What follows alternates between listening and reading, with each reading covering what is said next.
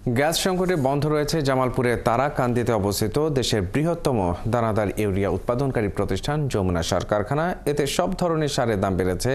আসন্ন বোরো মৌসুমে জামালপুর সহ উত্তরাঞ্চলের ১৯ জেলায় সার সংকটের আশঙ্কা করছেন কৃষকরা। যমুনার উৎপাদন বন্ধ থাকায় তারা প্রয়োজনীয় সারের যোগান দিতে পারছে না বলে জানান ডিলার ও খুচরা ব্যবসায়ীরা। কারখানা কর্তৃপক্ষ বলছে যথাযথ গ্যাস সরবরাহ পেলে উৎপাদনে যাবার প্রস্তুতি রয়েছে। আনসারি সুমনের পাঠানো তথ্য ও ছবিতে প্রতিবেদন। বড় মৌসুম শুরু হতে যাচ্ছে, সারের প্রয়োজন কৃষকের। গ্যাসের চাপ কমে যাওয়ায় গত 15 জানুয়ারি থেকে উৎপাদন বন্ধ রয়েছে দেশের বৃহত্তম দানাদার ইউরিয়া উৎপাদনকারী প্রতিষ্ঠান যমুনা সার কারখানায়। অথচ প্রতিদিন 1700 মেট্রিক টন উৎপাদন ক্ষমতা সম্পন্ন এই সার কারখানায় উৎপাদিত সার ময়মনসিংহ, টাঙ্গাইল, জামালপুর সহ উত্তরাঞ্চলের 19 জেলায় সরবরাহ করা হয়।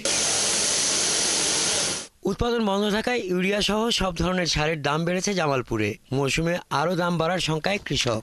আঙ্গুরের অবস্থা খুব খারাপ। সামনের স্ক্রিমের সময় যদি আমরা সার না পাই তাহলে আঙ্গুর কি উপায়টা?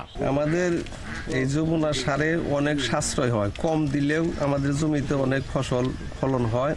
আর অন্যান্য সার আমরা যদি 10 কেজির জায়গায় 20 কেজিও ব্যবহার করি, আমাদের জমিতে ওই সার ধরে না।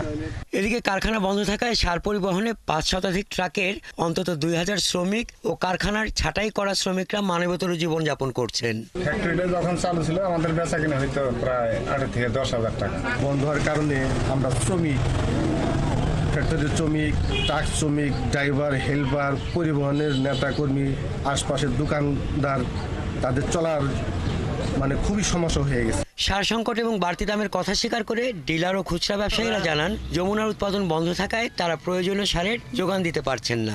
উৎপাদনের যমুনাতে না থাকাতে আমরা চাহিদা মাফিক ইউরিয়া পাচ্ছি না, এবং কি মাঠে অনেক চাহিদা আছে, যার জন্য একটু দামটা কিছু বাড়তি দিয়ে কিনতে হয় এবং বাড়তি বিক্রি করতে হয়। গাড়ি ভাড়াও প্রতি গাড়ি আমাদের গোড়া সালতন জামালপুর আসতে 22,000, 30,000, 24,000 টাকা ভাড়া লাগে।